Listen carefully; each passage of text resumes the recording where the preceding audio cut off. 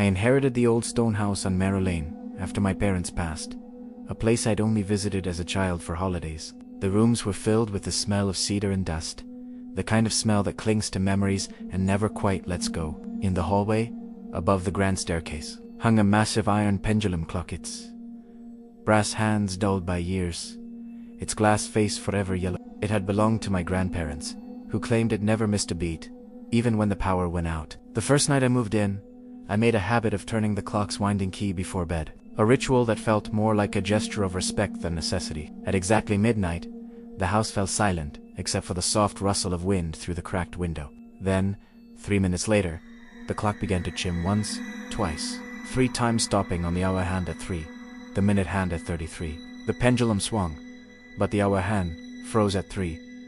I lay in bed, heart thudding, listening to the tick-tock that seemed louder than the wind. It was as if the house itself was counting something. The next morning, the air in the kitchen lingered with a faint lavender perfume, the same scent my mother used when she sang lullabies. I brushed it off as a memory playing tricks on me. But the clock had not stopped. Its second hand moved with a steady, unnerving precision, while the hour hand stayed stuck at 3. Every tick resonated through the wooden floorboards, a low thump that vibrated my chest. I tried removing the key, hitting the pause lever. The clock refused to be silenced.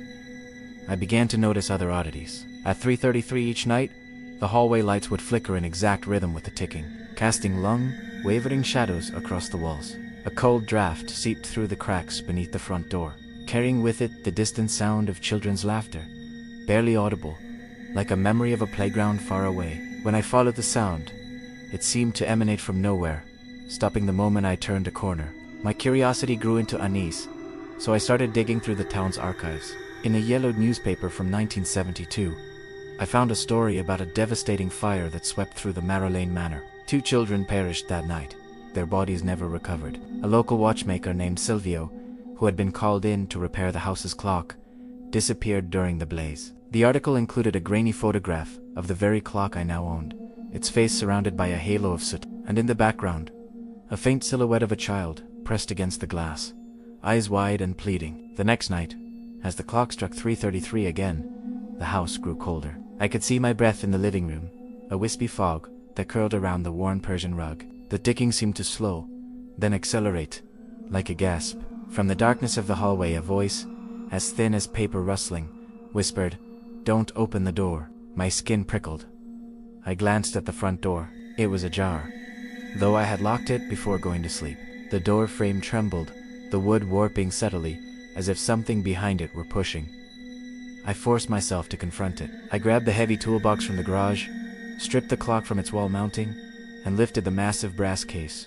As I pulled, the house shuddered. The pendulum swung wildly.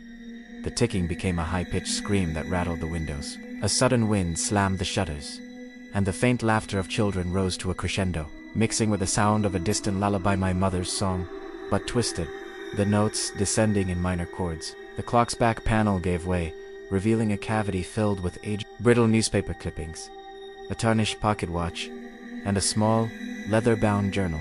The journal belonged to Silvio. In his shaky handwriting, he wrote about a time loop he unintentionally created when he attempted to adjust the clock after the fire. He believed the clock was a conduit, a bridge that kept the children's spirits anchored to the house, refusing them passage beyond midnight. His last entry read, "If the hands ever stop, they will be free. If they keep moving, we remain. I cannot. A chill ran down my spine. I realized the clock wasn't merely broken. It was a trap, a perpetual reminder of a night that never wanted to end. I slammed the journal shut, but the house answered with a deafening thud, as if the foundation itself had been struck. The hour hand jerked forward to 4. The minute hand spun rapidly and snapped back to 33, then froze again at 3. A shadow detached itself from the far wall, a pale figure of a child, eyes hollow, cheeks sunken. It drifted toward me, its movements silent, the air around it freezing to ice. As it approached, I heard my own name whispered from the darkness, repeated over and over, "Liam, Liam, Liam." I was paralyzed. Unableto muba, the cold seeping into my bones, freezing my breath. Summoning every ounce of will, I hurled the clock against the far wall. It smashed, glass scattering like fractured stars, the brass crumpling with a sound like metal tearing. The ticking ceased instantaneously, For a heartbeat, the house was dead. A deafening silence. Then, a single, resonant chime rang out. The shadow recoiled. A scream of 1,000 unheard children echoing through the halls.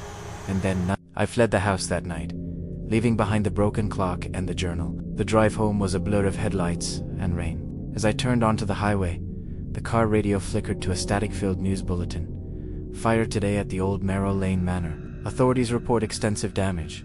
No casualties. My heart lurched. I glanced at the dashboard. The digital clock on the dash read 3:33, the seconds ticking forward with stubborn persistence. I stopped at a 24-hour diner, trying to shake the feeling that something was still watching me. The waitress poured me a coffee, and as she set the cup down, I caught a glimpse of my reflection in a stainless steel window. Behind me, in the dim light of the diner's hallway, a faint outline of a child stood just out of focus, its eyes fixed on me. When primera turned, the hallway was empty, the neon lights humming softly. I never returned to the house on Merrill Lane. Yet, every night at exactly 3:03, my phone's alarm buzzes, a single tone that mimics a clock's tick. I've tried changing the alarm, turning it off, even leaving my phone in another room, but the sound always finds its way back, relentless. The house may be gone, but the time it trapped still clings to me. A reminder that some clocks never truly stop ticking, they merely find new hands to hold them.